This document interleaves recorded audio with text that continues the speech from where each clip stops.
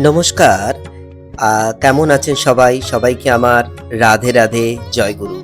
আমি গিয়েছিলাম আমার এক শালীর বাড়ি, সেটা হলো চম্পাহাটি তারদা বলে একটি জায়গায়।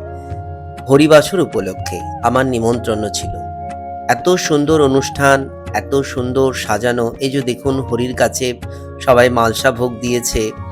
এতক্ষণ ঠাকুরের গান শুনলাম, মালসার গান শুনলাম, সবাই খুব আনন্দ করলাম। তারপর এবারে প্রসাদ বিতরণ এবং দেখুন হরি লুট চলছে, বাতাসা লুট দিচ্ছে। খুব ভালো লেগেছে। আর প্যান্ডেল চতুর্দিকে সুন্দর করে প্যান্ডেল হয়েছে। প্রত্যেক বছরে এই হরিবাসর হয়। আমাকে এবছরে দিদি খুব অনুরোধ করেছে যে, "ভাই তুমি কিন্তু এসো।" আমি কিন্তু সেই অনুরোধটা ফেলতে পারিনি। আমি কিন্তু গিয়েছি। দেখুন এত আনন্দ পেয়েছি, এত অনাবিল আনন্দ। অর্থাৎ মানুষের জীবনে আনন্দ ধর্মই দিতে পারে, এছাড়া কোনো কিছু দিতে পারে না।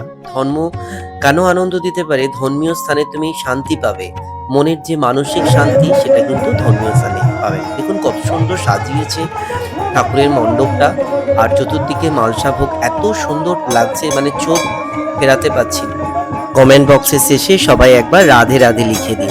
রাধে রাধে, সবাইকে রাধে রাধে। ভালো থাকবেন সবাই।